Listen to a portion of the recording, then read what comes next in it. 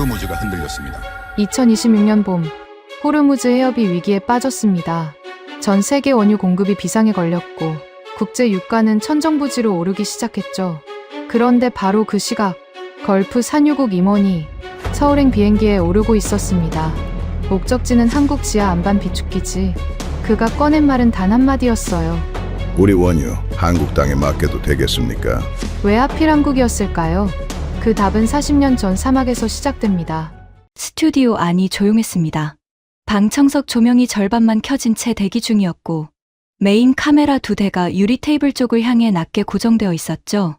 자막팀이 막바지 점검을 하고 있었고 음향 담당이 마이크 위치를 조금씩 조정하면서 짧은 신호음을 내보내고 있었습니다. 분주하면서도 차분한 생방송 직전 특유의 공기였어요. 유리 테이블 위에는 서류 세 묶음이 가지런히 놓여 있었습니다. 맨 위 장표에는 굵은 글씨로 한 줄이 박혀 있었죠. 호르무즈 봉쇄 시나리오 한국 에너지 안보 긴급 진단. 진행자 박소연이 귀에 이어피스를 끼우면서 마이크를 점검했습니다. 검은 재킷깃을 한번 매만지더니 테이블 맞은편을 한번 봤어요. 패널 두 사람이 이미 자리에 앉아 있었습니다. 왼쪽은 이준혁이었습니다. 합참 에너지 안보 자문관을 끝으로 현직을 떠났지만 업계에서는 지금도 현역으로 통하는 사람이었어요. 서류를 펼치지 않은 채 팔짱을 가볍게 끼고 앉아 있었는데 그 자세가 이미 발언 준비가 끝났다는 신호처럼 보였습니다. 오른쪽은 강민준이었어요. 산업부 에너지자원실장 출신으로 석유파동부터 코로나 공급망 위기까지 현장에서 다 겪은 사람이었죠. 서류를 한 장씩 천천히 넘기면서 볼펜으로 짧은 메모를 치고 있었습니다. 카운트다운이 시작됐습니다. 박소연이 카메라를 정면으로 바라봤어요. 표정이 조금 굳어졌습니다. 굳은 게 아니라 정확히 말하면 집중이 들어간 거였죠. 수십 번 생방송을 진행해 온 사람이지만 오늘 주제는 달랐습니다. 이 이야기를 전할 때마다 그 무게가 매번 새롭게 느껴진다는 걸 그녀도 알고 있었어요. 큐 사인이 떨어졌습니다. 카메라 붉은 불이 켜지는 순간 스튜디오 안의 공기가 바뀌었습니다. 조용하던 공간이 생방송의 공간으로 전환되는 그 순간 특유의 긴장감이었죠. 박소연이 입을 열었습니다. 목소리는 낮고 차분했지만 첫 문장에서부터 무게가 실려 있었어요. 안녕하십니까. 한국국제전략방송 KSB 글로벌 전략실 박소연입니다. 오늘 저희가 다룰 주제는 숫자 하나에서 시작됩니다. 매일 호르무즈 해협을 통과하는 원유 2천만 배럴. 세계 석유 소비량의 약 20%가 폭 54km의 좁은 물길 하나에 묶여 있다는 뜻입니다. 그녀가 잠깐 숨을 골랐어요. 그 물길이 흔들렸습니다. 그리고 그 순간 전 세계의 시선이 한 나라를 향했습니다. 석유 한 방울 나지 않는 나라. 바로 대한민국이었습니다. 테이블 맞은편에서 이준혁이 조용히 서류를 내려다봤습니다. 강민주는 볼펜을 잠시 멈췄어요. 두 사람 모두 아무 말을 하지 않았는데 그 침묵이 오히려 다음 장면을 향한 긴장감을 끌어올리고 있었죠. 화면 하단에 자막이 올라왔습니다. 호르무즈가 흔들릴 때 왜 산유국들은 한국을 불렀나. 박소연의 첫 마디가 스튜디오 안에 가라앉기도 전에 이준혁이 조용히 입을 열었습니다. 말하기 전에 먼저 테이블 위 서류를 한 장 뒤집었어요. 뒤집는 동작이 느렸습니다. 서두르지 않는 사람 특유의 리듬이었죠. 박 앵커님, 오늘 이 자리에서 제가 가장 먼저 짚고 싶은 건 질문 하나입니다. 산유국이 왜 산유국이 아닌 나라에 자기 기름을 맡기느냐. 이게 말이 됩니까? 박소연이 살짝 몸을 앞으로 기울였어요. 말이 안 되는 것처럼 들리죠. 그렇죠. 상식적으로는 반대거든요. 자원이 없는 나라가 자원이 있는 나라를 찾아가는 게 우리가 평생 봐온 그림이지 않습니까? 그런데 지금 일어나고 있는 일은 정반대입니다. 이준혁이 잠깐 말을 멈췄어요. 카메라가 그의 표정을 잡았습니다. 굳어있지 않았어요. 오히려 담담했죠. 오래 이 일을 해온 사람만이 가질 수 있는 담담함이었습니다. 걸프 산유국 쪽에서 실제로 타진이 들어오고 있습니다. 한국 비축 시설에 자국 원유를 보관하고 싶다는 거죠. 그리고 그 이유가 단순히 저장 공간이 부족해서가 아닙니다. 한국이라는 자리 자체가 필요해서입니다. 강민준이 그 말을 받았어요. 볼펜을 내려놓으면서 상체를 조금 돌렸죠. 이 위원님 말씀이 정확합니다. 산유국 입장에서 보면 기름이 땅속에 있을 때는 힘이 아닙니다. 필요한 시간에 필요한 바다 건너편에 있어야 비로소 힘이 되는 거죠. 그 바다 건너편 자리가 한국입니다. 동부가 수요지 바로 앞에 정유시설과 항만이 함께 붙어 있는 나라가 한국밖에 없어요. 박소연이 두 사람을 번갈아 봤습니다. 그러면 오늘 저희가 풀어야 할 이야기는 결국 이 질문이군요. 한국은 어떻게 그 자리를 갖게 됐느냐. 이준혁이 고개를 한번 끄덕였어요. 짧고 분명한 동작이었습니다. 그겁니다.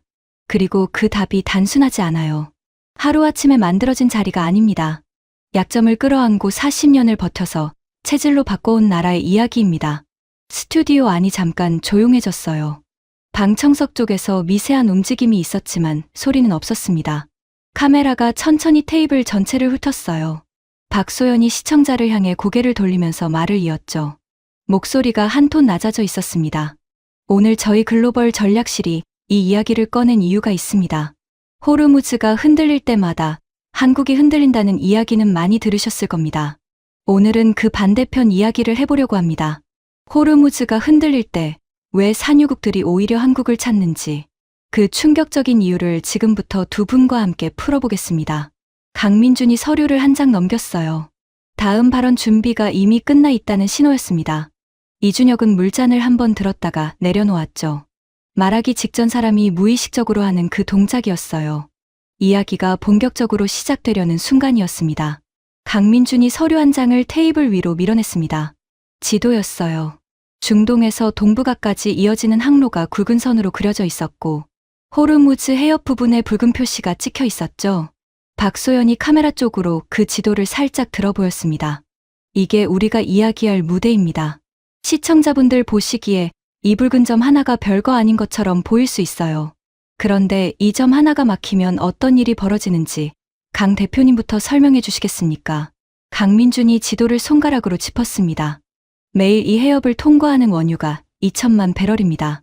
세계 석유 소비량의 약 20%죠. 한국은 수입 원유의 70%가량이 중동에서 옵니다.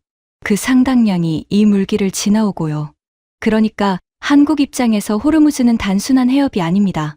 반도체 공장을 돌리는 전력의 출발점이고 자동차를 만드는 원료의 시작점이고 석유화학 단지 전체가 의존하는 혈관이에요. 이준혁이 거기서 말을 이었어요. 강민준의 문장이 끝나기를 기다렸다가 정확하게 타이밍을 잡았죠. 그래서 유럽 보험업계에서는 호르무즈 긴장이 올라올 때마다 한국을 가장 먼저 들여다봅니다. 어느 나라가 가장 먼저 흔들리느냐를 볼 때 한국이 항상 상위권에 올라오거든요.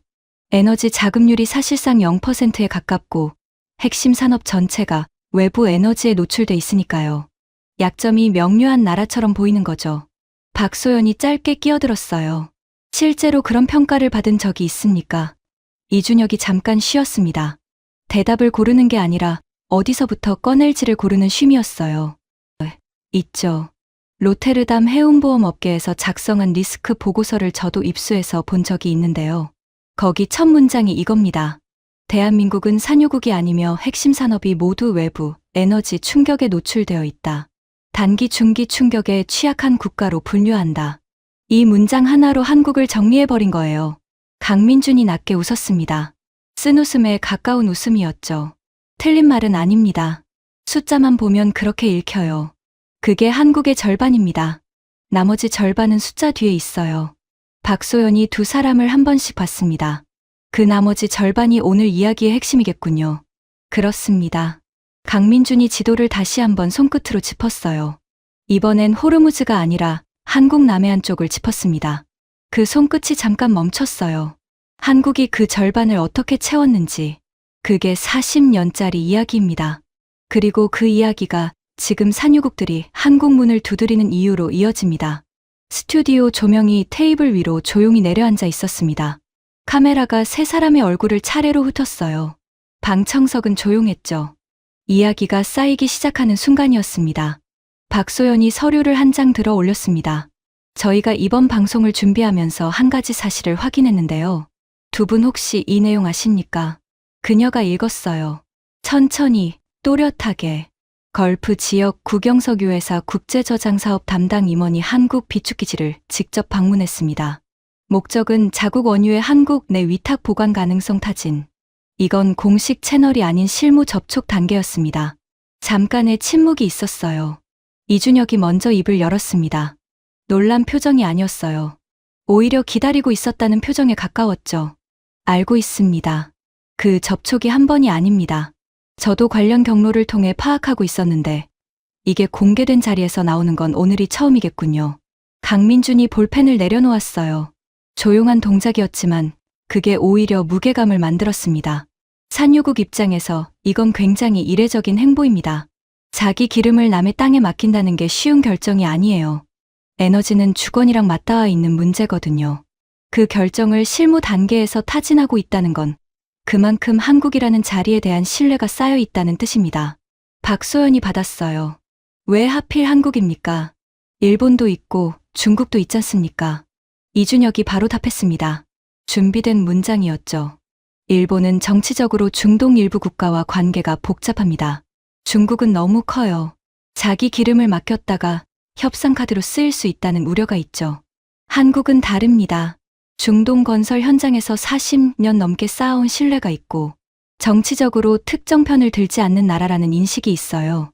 그리고 결정적으로 위탁 보관만 해주는 게 아니라 필요할 때 바로 가공해서 내보낼 수 있는 정유시설과 항만이 한 클러스터 안에 붙어 있습니다. 강민준이 거기에 한마디를 얹었어요. 산유국 입장에서는 저장 창고가 필요한 게 아닙니다. 유통거점이 필요한 거예요. 호르무즈가 막혔을 때 동부가 수요지에 자기 기름을 끊김없이 공급할 수 있는 거점. 그 조건을 다 갖춘 나라가 한국입니다. 박소연이 카메라를 정면으로 봤어요. 그러니까 지금 벌어지고 있는 상황은 산유국이 자원, 부국으로서의 힘을 유지하기 위해 오히려 비산유국인 한국의 손을 잡으려 하고 있다는 거군요. 이준혁이 고개를 끄덕였습니다. 그 말이 정확합니다. 그리고 그게 충격적인 이유는 이 그림이 불과 10년 전만 해도 누구도 상상하지 못했던 그림이라는 겁니다. 에너지 안보 지형이 바뀌고 있어요. 그 변화의 한가운데 한국이 서 있습니다. 스튜디오 안이 잠깐 무거워졌습니다. 방청석에서 낮은 술렁임이 있었다가 다시 조용해졌어요. 카메라가 이준혁의 얼굴을 클로즈업으로 잡았습니다. 그의 눈이 테이블 위 지도 위에 멈춰 있었죠. 그런데 여기서 질문이 하나 더 남습니다. 이준혁이 천천히 입을 열었어요. 목소리가 한 톤 낮아져 있었습니다. 한국이 그 신뢰를 어떻게 얻었느냐.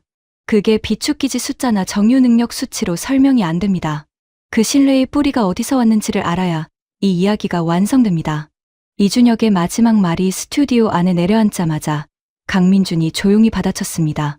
뿌리라고 하셨는데 저는 그 뿌리가 1970년대 중동 건설 현장이라고 봅니다.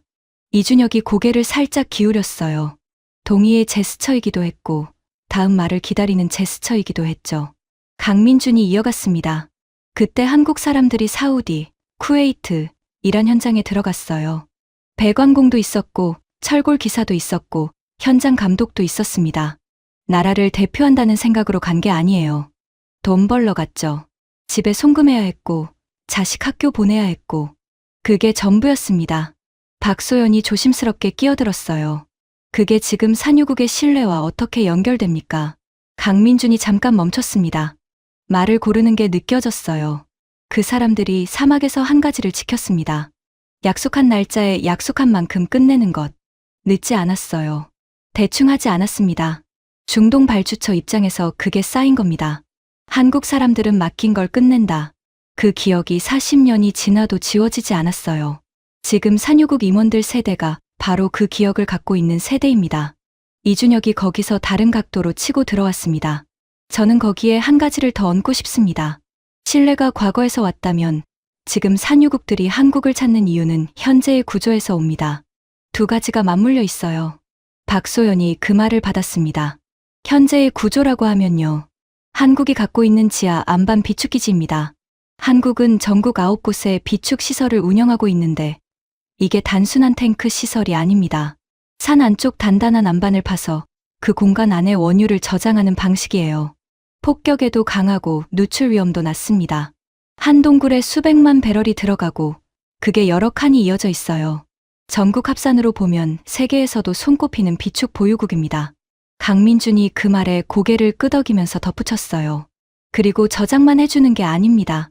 들어온 원유를 울산 같은 석유화학 단지에서 끝까지 가공할 수 있습니다. 휘발유, 경유, 항공유로 갈라지고 거기서 또 석유화학 원료로 들어가고 플라스틱, 합성섬유, 전자 공정 소재, 배터리 소재까지 이어집니다. 한 방울이 들어오면 끝까지 쪼개 쓰는 나라가 한국이에요. 박소연이 두 사람을 번갈아 봤습니다. 표정이 진지했어요. 그러면 두 분 사이에 이견은 없습니까? 한국의 전략적 가치에 대해서 이 자리에서 다른 목소리도 들어봐야 하지 않겠습니까? 이준혁이 살짝 웃었어요. 처음 보는 표정이었습니다. 이견이 없으면 대담이 아니죠. 있습니다. 강민준이 그쪽을 봤어요. 의외라는 눈빛이었습니다. 저는 지금 이 그림이 너무 낙관적으로 읽힐까봐 우려가 됩니다. 한국이 신뢰를 쌓았고 구조를 갖추고 있다는 건 맞습니다.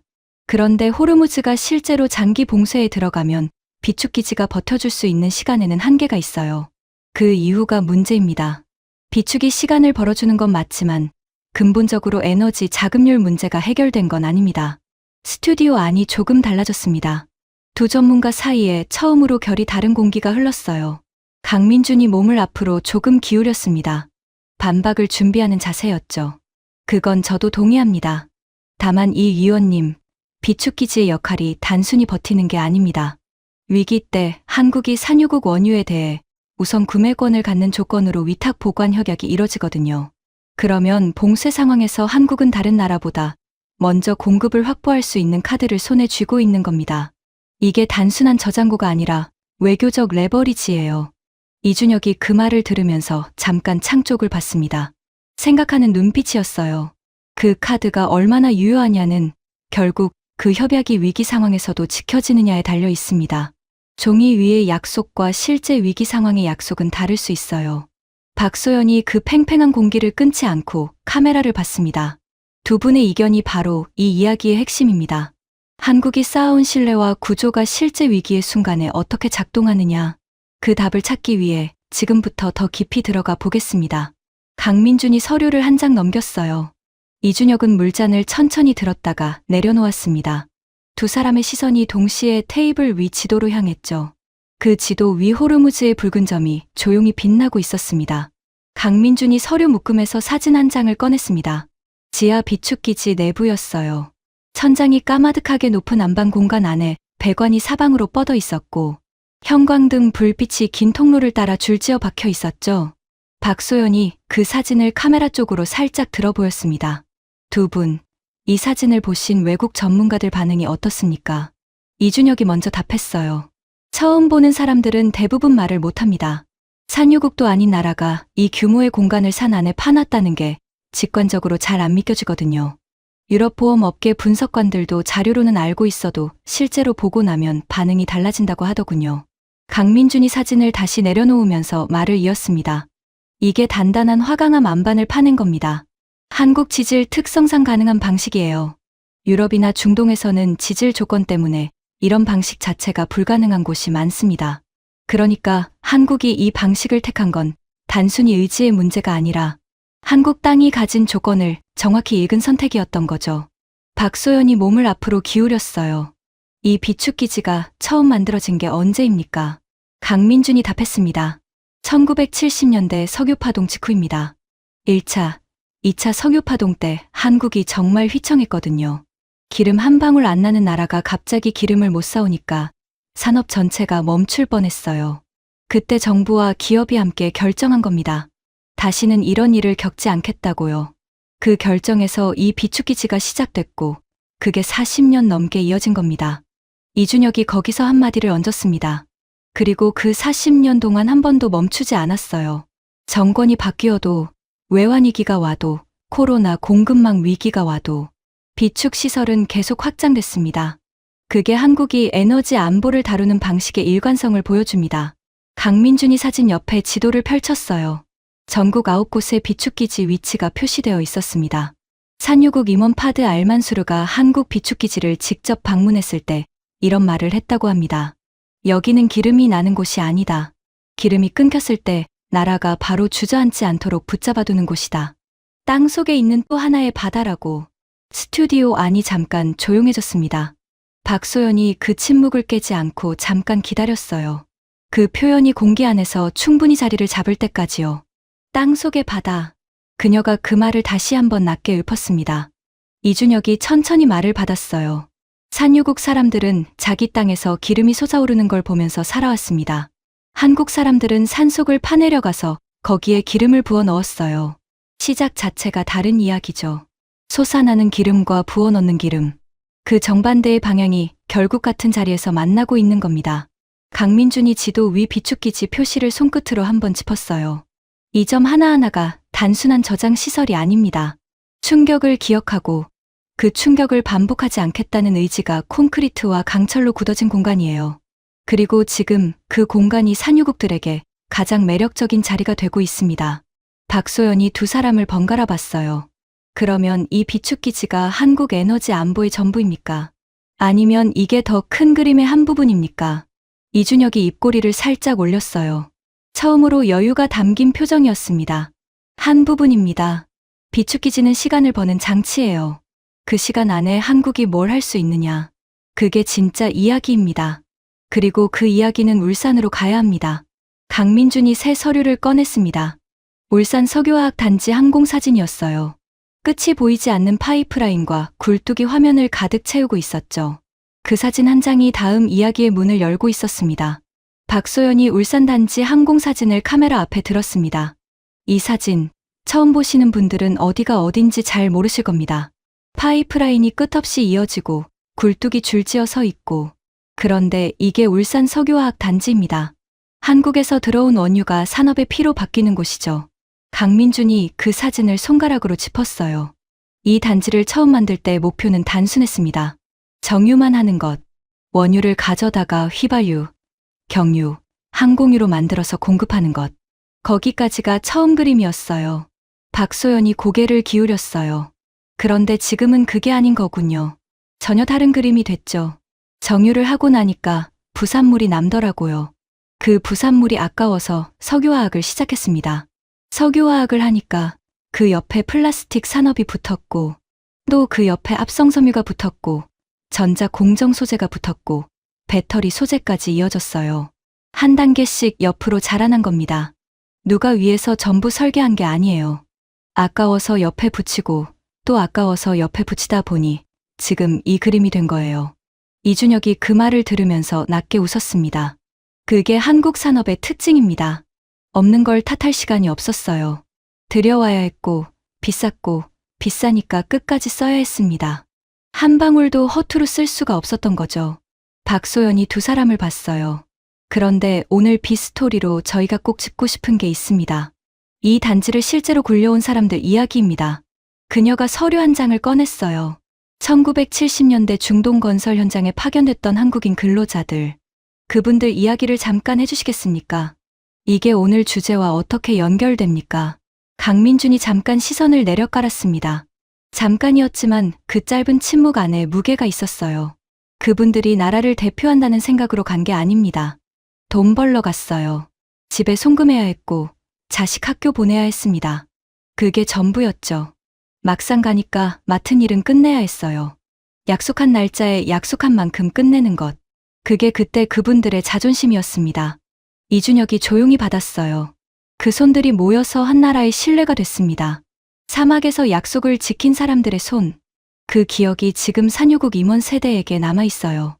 한국 사람들은 맡긴 걸 끝낸다는 기억이요. 박소연이 잠깐 말을 멈췄습니다. 방청석에서도 아무 소리가 없었어요. 그분들 중에는 못 돌아오신 분들도 계시다고 들었습니다. 강민준이 고개를 끄덕였어요. 조용하게, 천천히. 작업 중 사고가 있었습니다. 돌아오셨어도 몸이 상해서 일찍 떠나신 분들도 계시고요. 그래도 그분들이 거기서 지은 시설은 아직 거기 있습니다. 도로도 있고, 항만도 있고, 공장도 있어요. 그게 그분들한테는 자식 같은 거였다고 하더군요. 이준혁이 창 쪽을 한번 봤습니다. 카메라가 그 옆 얼굴을 잡았어요. 신뢰라는 게 발표문에서 시작되는 게 아닙니다. 한국의 신뢰는 사막에서 약속을 끝내고 돌아온 사람들의 손에서 시작됐어요. 그 손이 지금 한국이 산유국들로부터 신뢰를 받는 가장 깊은 뿌리입니다. 박소연이 카메라를 정면으로 봤습니다. 이 이야기가 숫자 어디에도 적혀 있지 않다는 게 오늘 저희가 이 자리를 마련한 이유입니다. 스튜디오 안이 다시 한번 조용해졌어요.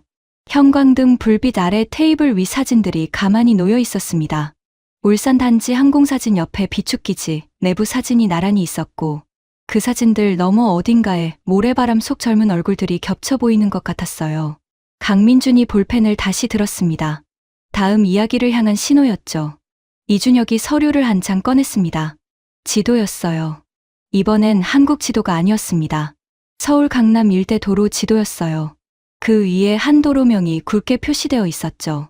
박소연이 그걸 보고 살짝 고개를 기울였어요. 이건 좀 뜻밖이네요.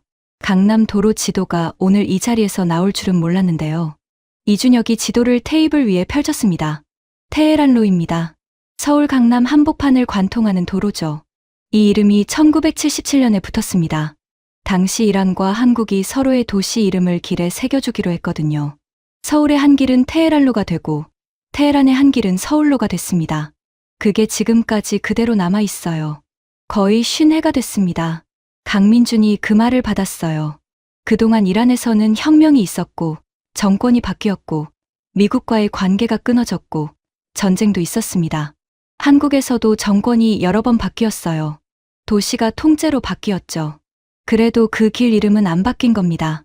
박소연이 두 사람을 번갈아 봤어요. 왜 안 바뀐 겁니까? 강민준이 답했습니다. 도시의 이름은 정치보다 오래 남습니다. 정치는 매일 바뀌지만 길은 사람들이 매일 걷는 곳이에요.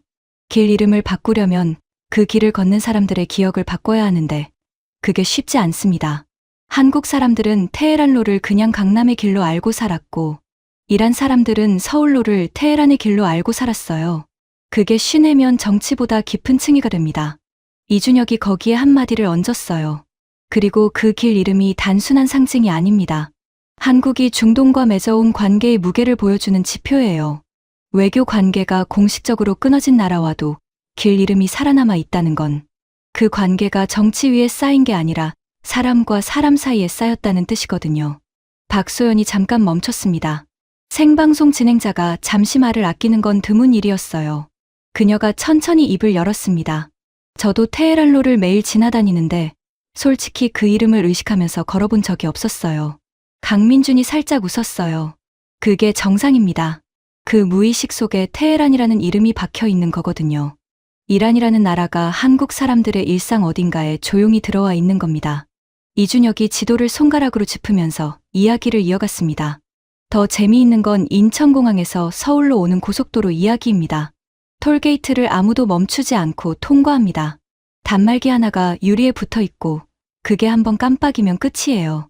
차단기도 없고 직원도 없고 영수증도 없어요. 박소연이 고개를 끄덕였습니다. 하이패스 말씀하시는 거죠? 맞습니다. 그게 한국에선 너무 일상적이라 아무도 신기하다고 생각 안 하는데 처음 보는 외국인 입장에서는 충격이에요. 관문 앞에서 멈추는 걸 싫어해서 관문 자체를 새로 설계한 나라라는 인상을 주거든요.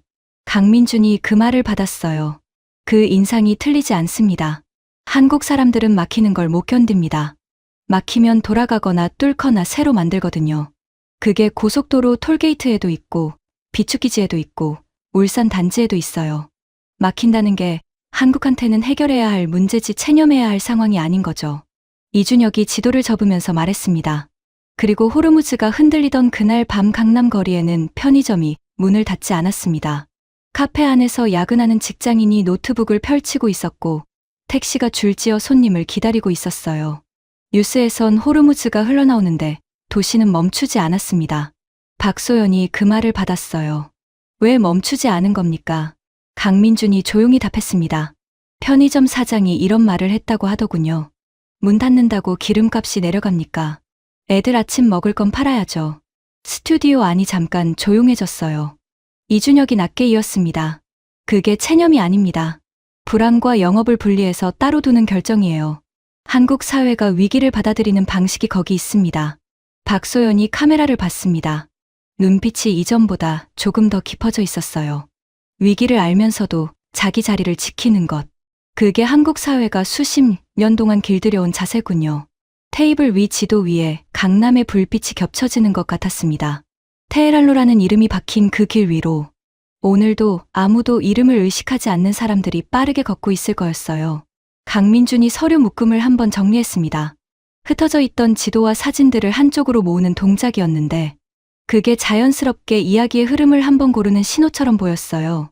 박소연이 그 동작을 보면서 짧게 말했습니다. 지금까지 저희가 비축기지 이야기, 울산 단지 이야기, 중동건설 세대 이야기, 테헤랄로 이야기를 했는데요. 이걸 한 줄로 꿰어주실 수 있겠습니까? 이준혁이 테이블 위에 팔을 올리면서 몸을 앞으로 기울였습니다. 이야기를 압축할 준비가 된 자세였어요.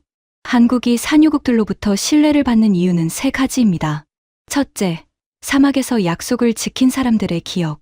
둘째, 충격을 기억하고 40년 동안 쌓아온 비축 시스템. 셋째, 들어온 원유를 끝까지 가공하는 산업 체질. 이 3가지가 맞물려서 한국이라는 자리를 만들었습니다. 강민준이 거기서 한마디를 얹었어요. 그리고 그 자리가 지금 산유국들한테 필요한 자리가 됐습니다. 자원의 시간은 줄어드는 시간 위에 있어요. 언젠가 기름이 줄어들 테고 시장도 바뀝니다. 그런데 한국이라는 자리, 동부가 수요지 앞이라는 위치는 안 바뀌어요. 1000년이 지나도 거기 그대로 있습니다. 산유국들이 그걸 알고 있는 거죠. 박소연이 2사람을 봤어요. 그러면 지금 이 시점에서 질문을 하나 바꿔보겠습니다. 산유국이 한국에 원유를 맡기는 게 한국한테도 이득입니까? 이준혁이 바로 답했어요. 이득입니다. 평상시엔 보관비를 받고요. 위기 때는 한국이 그 원유에 대해 우선 구매권을 가집니다. 산유국은 위치를 분산하고 한국은 위기 때 쓸 수 있는 카드를 하나 더 쥐는 거죠. 양쪽 다 이득인 구조예요. 강민준이 테이블 위 지도를 한번 펼쳤습니다. 이번엔 동부가 전체 지도였어요. 한국, 일본, 중국이 한 화면 안에 들어와 있었고 중동에서 이어지는 항로가 굵은 선으로 그려져 있었죠. 산유국 입장에서 호르무즈가 막히면 동부가 수요지에 원유를 못 보내는 시간이 생깁니다. 그 사이 공급이 비어요. 그게 산유국한테도 손해입니다.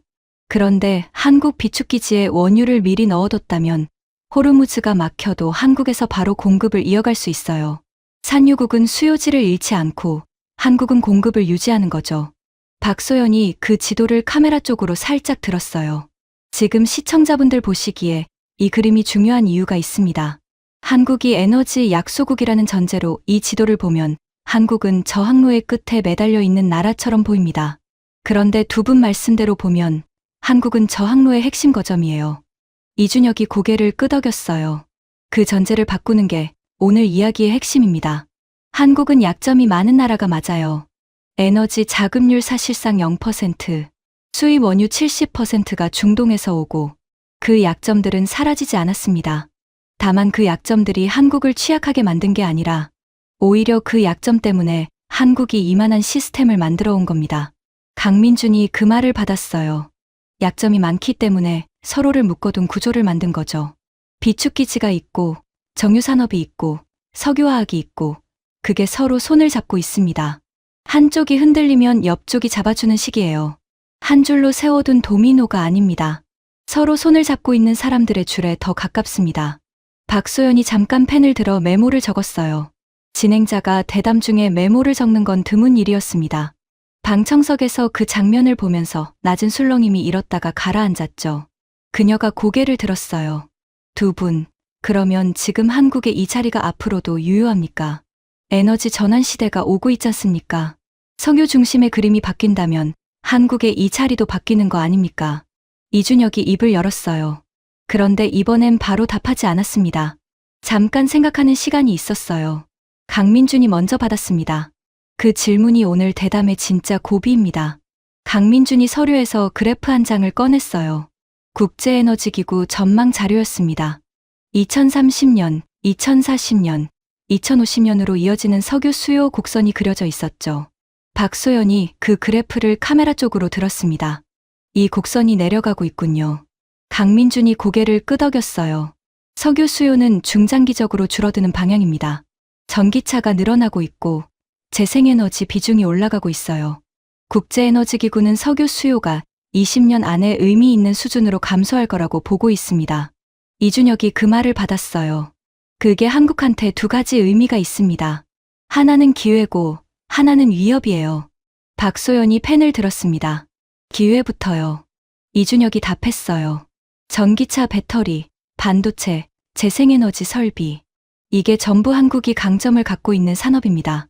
에너지 전환이 빨라질수록 한국의 이 산업들이 더 커지는 구조예요. 그러니까 에너지 전환은 한국한테 위협이 아니라 산업 전환의 기회로 읽힐 수 있습니다. 강민준이 그 말에 바로 이었어요. 그런데 문제는 그 전환이 하루아침에 이뤄지지 않는다는 겁니다. 20년, 30년에 걸친 과정이에요. 그 과정 동안 석유는 여전히 핵심 에너지입니다. 그리고 그 과정에서 호르무즈의 위험은 사라지지 않아요. 박소연이 두 사람을 봤습니다. 그러면 지금 한국이 직면하고 있는 위협은 어떻게 정리할 수 있습니까? 이준혁이 서류 한 장을 꺼냈어요. 세 가지입니다. 첫째, 호르무즈 긴장이 장기화될 경우 지금 비축기지가 버텨줄 수 있는 시간이 있습니다만 그 시간은 무한하지 않아요. 봉쇄가 수개월 이상 이어지면 한국 산업 전반에 동시 충격이 오는 구조는 변하지 않았습니다. 강민준이 받았어요. 둘째, 공급망 다변화가 생각만큼 빠르게 이뤄지지 않고 있다는 겁니다. 한국이 중동 의존도를 낮추려는 시도를 계속하고 있는데 대체 공급원이 중동만큼 안정적이지 않은 경우가 많아요. 러시아는 공급은 가능하지만 지정학 리스크가 있고 아프리카 쪽은 인프라가 받쳐주지 않는 부분이 있습니다. 이준혁이 이어갔습니다. 셋째가 가장 구조적인 문제인데요. 에너지 전환 과정에서 한국의 정유와 석유화학 산업이 중장기적으로 축소 압력을 받을 수 있습니다. 그 산업이 지금 한국 에너지 안보의 핵심 인프라인데 그게 약해지면 비축기지 하나만으로는 한계가 있어요. 박소연이 그 말을 받으면서 몸을 앞으로 기울였습니다. 그러면 지금 이 시점에서 한국이 가장 경계해야 할 건 뭡니까? 강민준이 잠깐 말을 멈췄어요. 테이블 위 그래프를 한번 내려다봤습니다. 자만입니다. 이준혁이 그 한마디를 받았어요. 동의합니다. 한국이 지금까지 잘해온 건 맞습니다. 비축기지도 있고 정유 인프라도 있고 산유국과의 신뢰도 있어요. 그런데 그게 앞으로도 자동으로 유효하다는 보장이 없어요. 에너지 지형이 바뀌면 한국이 가진 자리의 가치도 바뀔 수 있습니다. 지금 자리에 만족해서 다음 자리를 준비하지 않는다면 40년 동안 쌓아온 게 한 세대 안에 흔들릴 수 있어요. 박소연이 카메라를 정면으로 봤습니다. 한국이 40년 동안 약점을 체질로 바꿔온 나라라면 지금 그 다음 40년을 준비해야 한다는 말이군요. 강민준이 고개를 끄덕였어요. 천천히, 그리고 분명하게. 그겁니다. 호르무즈가 흔들릴 때마다 한국이 위기라는 이야기가 나옵니다. 그런데 진짜 위기는 호르무즈 바깥에 있을 수도 있어요. 에너지 전환이라는 더 큰 파도가 오고 있는데 그 파도를 준비하지 않는다면 지금 산유국들이 신뢰하는 한국의 자리가 20년 뒤에도 같은 자리일 거라는 보장이 없습니다. 이준혁이 그 말을 들으면서 창 쪽을 한번 봤어요. 스튜디오 창밖으로 서울 야경이 보였습니다. 불빛이 꺼지지 않고 있었죠. 한국이 멈추지 않는 나라라는 건 맞습니다. 그런데 멈추지 않는 것만으로는 부족한 시대가 오고 있어요. 어느 방향으로 가느냐가 멈추지 않는 것만큼 중요해지고 있습니다. 스튜디오 안이 조용해졌어요. 방청석에서도 아무 소리가 없었습니다. 테이블 위 그래프 위로 내려앉는 조명이 그 곡선을 길게 비추고 있었어요. 박소연이 두 사람을 한 번씩 봤습니다. 표정이 굳어있지 않았어요. 다음을 향해 열려있는 표정이었죠. 그 방향을 지금부터 짚어보겠습니다. 박소연이 잠깐 물을 한 모금 마셨습니다. 생방송 중에 진행자가 물을 마시는 건 드문 일이었어요. 그 짧은 동작이 오히려 지금 이야기의 무게를 말해주고 있었죠. 그녀가 잔을 내려놓으면서 입을 열었습니다. 두 분, 저희가 지금까지 한국의 강점을 꽤 많이 이야기했습니다. 그런데 시청자분들 입장에서는 이런 생각도 드실 수 있어요. 그래서 지금 한국이 안전하냐고요. 이준혁이 테이블 위 서류를 한 장 뒤집었습니다. 천천히, 소리 없이. 안전하지 않습니다. 짧은 문장이었어요. 강민준도 받지 않고 잠깐 기다렸습니다. 그 침묵이 문장의 무게를 더 키웠죠. 이준혁이 이어갔어요. 강하다는 거하고 안전하다는 건 다른 이야기입니다. 한국은 강합니다. 비축기지가 있고 정유 인프라가 있고 산유국의 신뢰가 있어요. 그런데 호르무즈가 실제로 장기 봉쇄에 들어가면 그 강함이 얼마나 버텨주느냐는 별개의 문제입니다. 강민준이 그 말을 받았어요. 숫자로 말씀드리겠습니다. 한국의 법정 비축 의무는 이론적으로 수개월치입니다.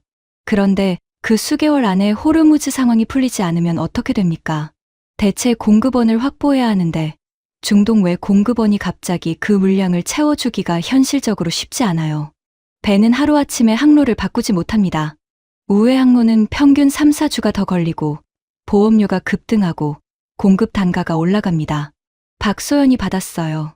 그러면 산업 현장에서는 어떤 일이 벌어집니까? 이준혁이 답했습니다. 반도체 공장은 전력을 거대하게 씁니다. 전력 단가가 오르면 생산 원가가 올라가고 납기 일정이 흔들릴 수 있어요. 석유화학 단지는 원료 자체가 끊기면 공장을 세워야 합니다. 자동차 산업도 마찬가지예요.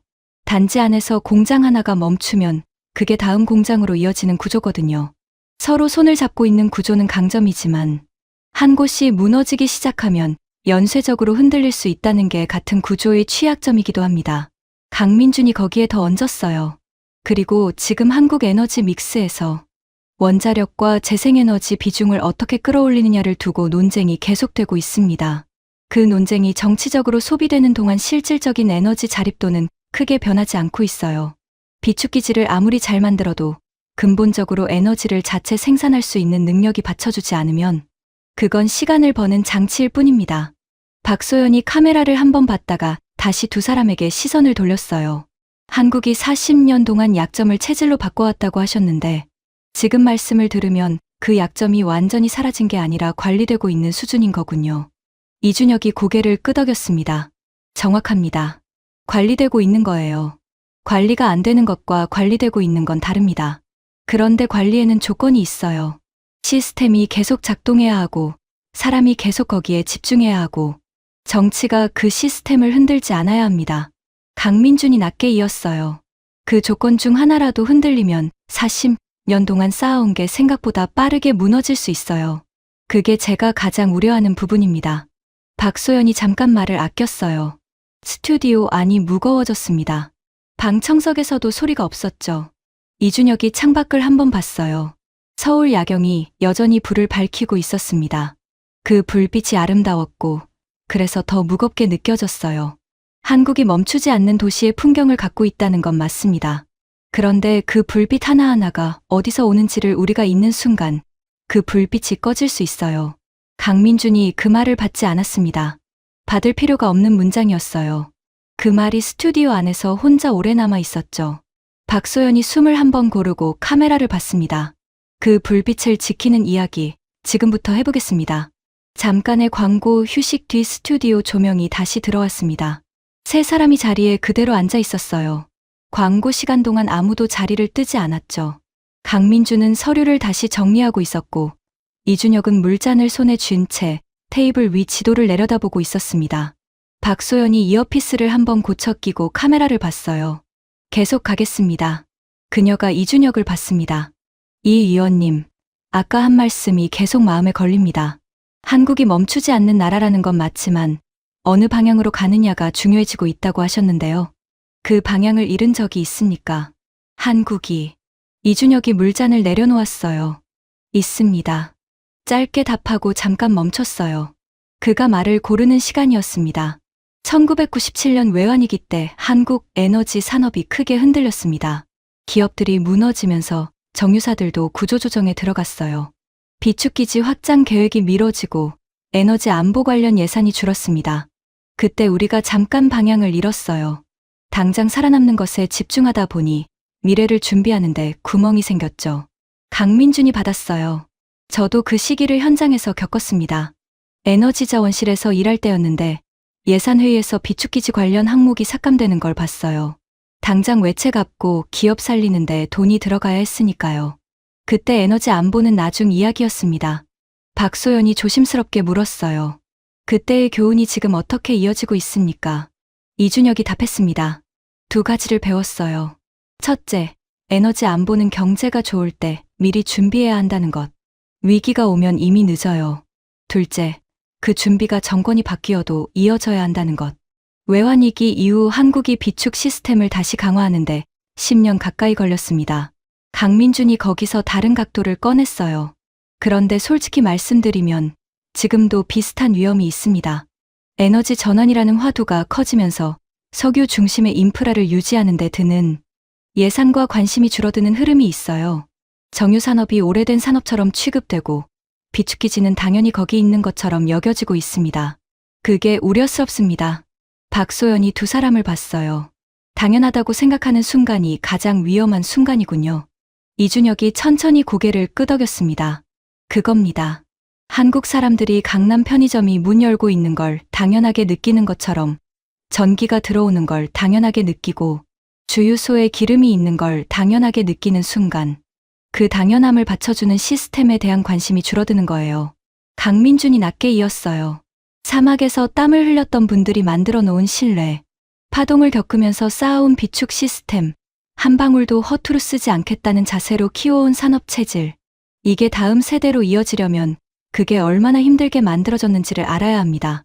모르면 지키지 못해요. 박소연이 카메라를 봤습니다. 표정이 굳어있지 않았어요. 오히려 담담했죠. 오래 이 일을 해온 사람 특유의 담담함이었습니다. 그 알미 오늘 이 방송의 이유이기도 합니다. 스튜디오 안이 조용했어요. 테이블 위 서류들이 가만히 놓여 있었습니다. 지도도, 그래프도, 비축기지 사진도 다 거기 있었죠. 그 안에 40년의 이야기가 담겨 있었어요. 이준혁이 테이블 위 지도를 한번 손으로 짚었습니다. 호르무즈의 붉은 점이 그 손끝 아래 있었어요. 그 물길은 오늘도 흔들리고 있습니다. 그리고 그 물길이 흔들릴 때마다 한국은 선택을 해야 해요. 지금까지 쌓아온 것 위에서 다음을 준비할 것인지 아니면 지금까지 쌓아온 것에 기대어 멈출 것인지. 강민준이 그 말을 받지 않고 잠깐 창 쪽을 봤습니다. 서울 야경이 여전히 불을 밝히고 있었어요. 그 불빛이 꺼지지 않으려면 무엇이 필요한지 그 답을 향해 이야기가 한 발 더 나아가야 하는 순간이었습니다. 이준혁이 서류 묶음에서 마지막 장을 꺼냈습니다. 빼곡한 글자 대신 굵은 세 줄만 적혀 있었어요. 박소연이 그걸 보면서 짧게 말했습니다. 그게 뭡니까? 이준혁이 테이블 위에 그 장을 펼쳤어요. 한국이 앞으로 가져가야 할 3가지 방향입니다.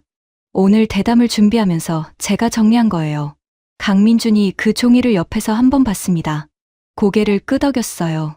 사전에 맞춰진 내용이 아니었지만 반박할 생각이 없다는 표정이었죠.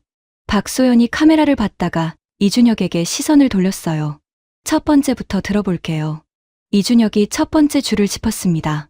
비축 시스템의 지속 가능성입니다. 지금 한국이 가진 지하 안반 비축기지는 세계적으로도 드문 자산이에요.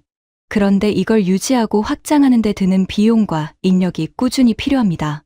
에너지 전환 시대에 석유 관련 인프라 예산이 줄어드는 압력이 생기더라도 이 시스템만큼은 놓으면 안 돼요. 비축기지는 위기 때 비로소 가치가 드러나는 자산이거든요. 평소에는 보이지 않아요. 강민준이 받았습니다. 그리고 비축기지 하나만으로는 부족합니다. 산유국과의 위탁 보관 협약을 제도적으로 정착시키는 게 필요해요. 지금은 실무 접촉 단계인 곳들이 있는데 이게 공식 협약으로 이어지면 한국이 위기 때 쓸 수 있는 카드가 훨씬 두꺼워집니다. 박소연이 고개를 끄덕이면서 이준혁을 봤어요. 두 번째요. 이준혁이 두 번째 줄을 짚었습니다. 공급망 다변화입니다. 중동 의존도를 낮추는 건 오래된 과제인데 이게 생각보다 더디게 진행되고 있어요. 미국 셰일 오일, 아프리카, 중앙아시아 쪽 공급원을 더 빠르게 넓혀야 합니다. 그리고 이게 단순히 공급선을 늘리는 게 아니라 각 공급원과의 관계를 쌓는 일이에요. 한국이 중동과 쌓아온 40년짜리 신뢰처럼 새로운 공급원과도 그 관계를 미리 만들어놔야 합니다. 강민준이 거기에 덧붙였어요. 호주 액화천연가스도 중요하고요. 한국이 액화천연가스 수입을 꾸준히 늘려온 건데 이게 석유 의존도를 낮추는데 실질적으로 기여하고 있어요. 에너지 믹스를 다양하게 가져가는 게 결국 호르무즈 리스크를 분산하는 방법입니다. 박소연이 세 번째 줄을 가리켰습니다. 세 번째. 이준혁이 잠깐 멈췄어요. 앞에 두 가지보다 이게 더 무게 있게 느껴졌는지 숨을 한번 고르고 나서 입을 열었습니다. 다음 세대로의 전달입니다. 강민준이 그 말을 들으면서 볼펜을 내려놓았어요. 사막에서 땀을 흘렸던 분들의 이야기가 지금 학교 교과서에 얼마나 실려 있는지 아십니까? 1970년대 석유 파동이 한국 산업에 어떤 충격을 줬는지, 그 충격이 어떻게 지금의 비축기지와 정유 인프라로 이어졌는지, 이 이야기가 제대로 전달되지 않으면 다음 세대는 이 시스템이 얼마나 힘들게 만들어졌는지 모릅니다. 모르면 지키지 못해요. 박소연이 두 사람을 한 번씩 봤습니다. 그게 오늘 저희가 이 방송을 만든 이유이기도 하고요. 이준혁이 그 말을 받았어요. 맞습니다. 그리고 이건 방송의 이야기만이 아닙니다. 정책의 이야기이고, 교육의 이야기이고, 기업의 이야기예요. 에너지 안보는 특정 부처 한 곳이 챙기는 게 아닙니다. 사회 전체가 그 무게를 알고 있어야 흔들리지 않아요. 강민준이 조용히 이었어요. 한국이 40년 동안 버텨온 건 정부 하나의 힘이 아니었습니다. 사막에서 약속을 지킨 사람, 편의점 문을 닫지 않은 사장, 비축기지 통로를 걸으며 수치를 확인한 작업자, 파이프라인 옆에서 해물탕 한 그릇으로 하루를 털어낸 근로자, 그 사람들이 다 같이 버텨온 거예요. 박소연이 카메라를 정면으로 봤습니다. 그리고 그 버팀이 지금 산유국들이 한국을 찾는 이유가 됐습니다. 테이블 위 3줄짜리 종이가 조명 아래 놓여 있었어요. 빼곡한 보고서보다 그 3줄이 더 무겁게 느껴지는 순간이었습니다. 이야기가 마지막 고비를 향해 나아가고 있었죠. 박소연이 마지막 서류 묶음을 테이블 위에 올려놓았습니다. 두 분께 마지막으로 한 가지 상황을 드리겠습니다. 호르무즈가 실제로 3개월 봉쇄된다고 가정하겠습니다. 한국은 어떻게 됩니까? 이준혁이 바로 답하지 않았어요. 이번엔 강민준이 먼저 입을 열었습니다. 3개월이면 비축기지가 작동합니다. 한국 산업이 갑자기 멈추는 상황은 오지 않아요. 비축분이 시간을 벌어주고 그 시간 안에 대체 공급원을 확보하는 작업이 동시에 돌아갑니다. 이준혁이 받았어요. 그리고 산유국과의 위탁 보관 협약이 있다면 그 협약에 따라 한국이 우선 구매권을 행사할 수 있습니다. 시장가보다 안정적인 조건으로 공급을 이어갈 수 있는 카드가 이미 손에 있는 거죠. 박소연이 고개를 기울였습니다. 우회 항로는요? 강민준이 답했어요. 아프리카 남단 희망봉을 돌아오는 항로입니다. 평균 3주에서 4주가 더 걸리고 운송 비용이 대폭 올라가요. 보험료도 뜁니다. 다만 그 항로 자체는 열려 있어요. 비용의 문제지 불가능의 문제가 아닙니다. 이준혁이 거기서 말을 이었어요. 그리고 울산 단지는 원유 종류에 따라 가공 방식을 바꿀 수 있습니다. 중동산 이외의 원유가 들어와도 처리할 수 있는 설비가 이미 갖춰져 있어요. 한국 정유 산업이 40년 동안 다양한 원유를 처리하면서 쌓아온 기술력이 그겁니다. 박소연이 두 사람을 봤습니다. 그러면 3개월은 버팁니까? 이준혁이 답했어요. 버팁니다. 다만 버티는 게 목표가 되면 안 됩니다. 버티는 동안 다음 카드를 만들어야 해요. 강민준이 그 말에 한마디를 얹었어요. 그리고 그 3개월 동안 한국 사회가 어떻게 반응하느냐가 중요합니다. 강남 편의점이 문을 닫지 않았던 것처럼 도시가 패닉에 빠지지 않고 자기 자리를 지킬 수 있느냐. 그게 시스템 못지않게 중요한 변수예요. 박소연이 카메라를 봤습니다. 그리고 그 자리를 지키는 힘이 40년 동안 길들여온 체질에서 온다는 거군요. 강민준이 고개를 끄덕였어요. 맞습니다. 그게 숫자로 안 잡히는 한국의 진짜 자산이에요. 이준혁이 테이블 위 지도를 한 번 더 펼쳤습니다. 처음 장에서 봤던 그 지도였어요. 호르무즈의 붉은 점이 거기 그대로 있었습니다. 그런데 이번엔 그 점이 달라 보였죠. 지도 위 한국을 향해 이어지는 항로선이 처음보다 더 선명하게 눈에 들어왔습니다. 이준혁이 그 항로선 위에 손을 올렸어요. 호르무즈가 흔들릴 때마다 이 선이 흔들립니다. 그리고 이 선이 흔들릴 때마다 산유국들이 찾는 나라가 있어요. 기름 한 방울 안 나는 나라. 그 나라가 어떻게 그 자리에 있게 됐는지 오늘 저희가 그 이야기를 했습니다. 강민준이 조용히 이었어요. 그 자리는 하늘에서 떨어진 게 아닙니다. 사막에서 약속을 지킨 손이 만들었고 석유 파동의 충격을 기억하며 산을 파낸 의지가 만들었고 한 방울도 허투루 쓰지 않겠다는 자세가 40년 동안 쌓아온 겁니다. 박소연이 두 사람을 한 번씩 보면서 천천히 고개를 끄덕였어요. 그리고 그 자리를 지키는 일이 지금 이 세대의 몫이고요. 이준혁과 강민준이 동시에 고개를 끄덕였습니다. 말이 필요 없는 순간이었어요. 스튜디오 조명이 테이블 위를 고르게 비추고 있었습니다. 서류들이 가지런히 놓여 있었어요.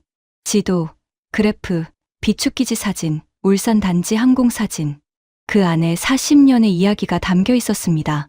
그리고 그 이야기의 다음 장은 아직 쓰여지지 않았죠. 박소연이 마지막 멘트를 준비하는 듯 잠깐 숨을 고르고 있었어요. 그 짧은 침묵이 방청석까지 조용하게 만들었습니다. 박소연이 카메라를 정면으로 봤습니다. 목소리가 처음보다 낮아져 있었어요. 방송 내내 차분하게 진행했지만 마지막 이 순간만큼은 진행자의 언어가 아니라 한 사람의 언어로 말하고 싶다는 게 느껴졌습니다. 오늘 글로벌 전략실에서는 한 가지 질문에서 시작했습니다. 산유국이 왜 산유국이 아닌 나라에 자기 기름을 맡기느냐고요. 그녀가 잠깐 멈췄어요. 그 답을 찾아가는 동안 저희가 만난 건 숫자가 아니었습니다. 사막에서 약속을 지킨 사람의 손이었고, 석유 파동의 충격을 잊지 않고 산 안을 파내려간 의지였고, 한 방울도 허투루 쓰지 않겠다는 자세로 40년을 버텨온 사람들의 이야기였습니다. 이준혁이 테이블 위 서류를 한번 가지런히 정리했어요. 마치 오늘 이야기 전체를 손으로 한번 매만지는 동작 같았습니다. 한국은 산유국이 아닙니다. 그래서 약하다고 보기 쉬운 나라예요. 그런데 한국은 그 약점을 오래 알고 있었고, 그 약점 때문에 비축기지를 만들었고, 들어온 원유를 끝까지 가공하는 체질을 키웠고, 위기 속에서도 자기 자리를 지키는 사회를 만들었습니다. 강민준이 그 말을 받았어요. 석유가 없어서 멈추는 나라가 아니었습니다. 석유가 없다는 사실을 견디며 멈추지 않는 법을 배운 나라였어요. 그리고 그 배움이 지금 산유국들이 한국 문을 두드리는 이유가 됐습니다. 박소연이 두 사람을 한 번씩 봤어요. 두 분, 오늘 마지막으로 한마디씩 부탁드립니다. 시청자분들께. 이준혁이 먼저 입을 열었습니다. 호르무즈가 흔들릴 때마다 한국이 흔들린다는 이야기를 많이 들으셨을 겁니다. 틀린 말이 아니에요. 그런데 오늘 이 자리에서 드리고 싶은 말씀은 이겁니다. 한국이 흔들릴 수 있다는 걸 알면서도 40년 동안 흔들리지 않는 시스템을 만들어 온 나라가 대한민국입니다. 그 시스템이 지금도 작동하고 있고 앞으로도 작동하게 하는 게 지금 우리의 몫입니다. 강민준이 받았어요. 저는 현장에서 이 일을 오래 했습니다. 비축기지 통로를 걸어봤고 울산 단지 관제센터에서 원유가 흘러가는 화면을 봤고 중동 발주처 사람들이 한국 이야기를 꺼낼 때의 표정을 봤어요. 그분들이 한국을 신뢰하는 이유는 보고서 때문이 아닙니다. 사막에서 약속을 끝내고 돌아온 사람들의 기억 때문입니다. 그 기억이 우리 다음 세대까지 이어지길 바랍니다. 박소연이 카메라를 봤습니다. 오늘 글로벌 전략실, 여기서 마치겠습니다. 그녀가 잠깐 더 카메라를 바라봤어요. 큐 사인이 떨어지기 전 마지막 몇 초였습니다. 스튜디오 안이 조용했어요. 세 사람이 테이블을 사이에 두고 앉아 있었고 그 위에 지도와 서류들이 가지런히 놓여 있었습니다. 호르무즈의 붉은 점이 지도 위에서 조용히 빛나고 있었죠. 카메라 붉은 불이 꺼졌습니다. 스튜디오 조명이 하나씩 줄어들었어요. 방청석 불이 다시 들어오면서 사람들이 천천히 움직이기 시작했습니다. 이준혁이 서류를 접어 가방에 넣었고 강민주는 볼펜 뚜껑을 닫았어요. 박소연이 이어피스를 빼면서 두 사람에게 가볍게 고개를 숙였습니다. 아무도 말을 하지 않았어요. 말이 필요 없는 자리였습니다. 오늘 이야기가 어디서 왔고 어디로 가야 하는지를 세 사람 모두 알고 있었으니까요. 스튜디오 밖 서울 밤거리에서는 여전히 불빛이 꺼지지 않고 있었습니다. 테헤란로 위로 사람들이 빠르게 걷고 있었고 편의점은 문을 열고 있었고 택시가 줄지어 손님을 기다리고 있었어요. 그 불빛 하나하나 아래 어딘가에 사막에서 돌아온 손이 만들어 놓은 신뢰가 조용히 숨쉬고 있었습니다. 한국은 오늘도 멈추지 않고 있었어요. 이 영상을 만들면서 저는 한 가지 질문을 계속 붙들고 있었습니다. 산유국이 왜 산유국이 아닌 나라에 기름을 맡기느냐고요. 처음엔 단순한 경제 논리로 설명이 될 것 같았습니다. 위치가 좋고 정유시설이 있고 항만이 붙어 있으니까. 그런데 자료를 파고들수록 그 답이 숫자 너머에 있다는 걸 알게 됐어요. 1970년대 사막으로 떠났던 분들 이야기를 찾다가 한참 멈췄습니다. 나라를 대표한다는 생각으로 간 게 아니었다고 하시더군요. 그냥 돈 벌러 갔다고요. 그런데 맡은 일은 끝내야 했다고. 약속한 날짜에 약속한 만큼. 그게 그분들의 자존심이었다고 하셨어요. 그 한마디가 오래 마음에 남았습니다. 신뢰라는 게 발표문에서 시작되는 게 아니라는 걸.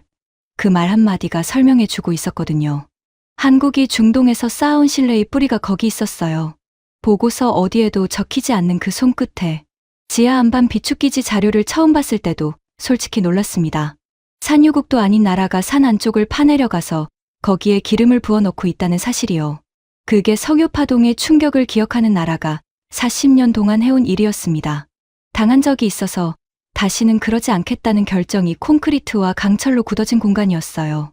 그 공간을 만든 사람들이 있고 그 공간을 지금도 굴리는 사람들이 있습니다. 매일 작업복을 입고 수치를 확인하고 저녁에 해물탕 한 그릇으로 하루를 털어내는 사람들이요. 한국이 기술 강국이라는 말을 자주 듣습니다. 그 말이 틀린 건 아닌데 저는 그 말이 조금 아쉬울 때가 있어요. 기술이라는 단어가 그 기술을 만들어 온 사람들의 자세와 시간을 가려버리는 것 같아서요. 오늘 이 영상이 그 가려진 부분을 조금이라도 보여줄 수 있으면 좋겠습니다. 한국이 빈 곳이 아니었다는 것, 40년 동안 채워온 나라였다는 것, 그리고 그 채움이 지금도 이어지고 있다는 것. 끝까지 함께해 주셔서 감사합니다.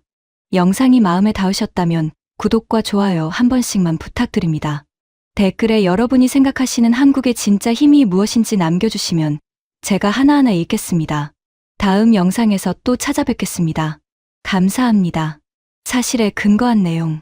호르무즈 해협을 매일 통과하는 원유 물량이 2천만 배럴 수준이며 세계 석유 소비량의 약 20%에 해당한다는 것은 국제에너지기구 공개 자료에 근거합니다.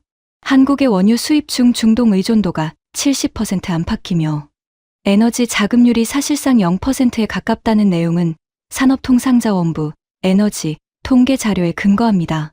한국이 전국 9곳에 지하 안반 동굴식 원유 비축기지를 운영하고 있다는 내용은 한국석유공사 공개 자료에 근거합니다. 단단한 화강암 안반을 파내어 원유를 저장하는 방식이며 세계적으로도 드문 비축 방식입니다. 한국이 1970년대 석유 파동 이후 비축 시스템을 본격적으로 구축하기 시작했다는 내용은 실제 역사적 사실입니다. 1970년대부터 1980년대까지 한국 근로자들이 사우디아라비아, 쿠웨이트, 이란 등 중동 건설 현장에 대규모로 파견됐다는 내용은 실제 역사적 사실입니다. 서울 강남 테헤란로와 이란 테헤란의 서울로가 1977년 양국 교류를 계기로 명명됐으며 현재까지 유지되고 있다는 내용은 사실입니다. 울산 석유화학 단지가 정유에서 시작해 석유화학, 플라스틱, 합성섬유, 전자소재, 배터리 소재까지 연계된 산업 클러스터로 발전했다는 내용은 실제 산업 구조에 근거합니다. 걸프 산유국들이 한국 비축 시설에 자국 원유 위탁, 보관 가능성을 타진하고 있다는 내용은 관련 업계 및 에너지, 안보 분야에서 실무적으로 논의되고 있는 사안입니다. 다만 공식 협약 체결 여부는 현 시점에서 확인되지 않았습니다. 한국국제전략방송 KSB 글로벌 전략실은 실제하지 않는 가상의 방송 프로그램입니다. 진행자 박소연, 패널 이준혁, 강민주는 실제하지 않는 가상의 인물입니다. 실제 특정 인물을 모델로 하지 않았습니다. 대담 중 인용된 산유국 임원 파드 알만수르 역시 가상의 인물이며 그의 발언으로 제시된 내용은 픽션입니다. 다만 그 내용은 실제 에너지 안보 전문가들의 논의 방향을 참고해 구성했습니다. 스튜디오 내부 묘사, 대담 중 주고받은 구체적인 대화, 서류와 지도의 세부 내용은 모두 극적 구성을 위해 창작된 픽션입니다. 리서치, 스토리 구성, 원고 집필 과정에서 AI 도구를 활용했습니다. 모든 사실 관계는 공개된 자료를 바탕으로 검토했으며 확인되지 않은 내용은 픽션으로 명시했습니다.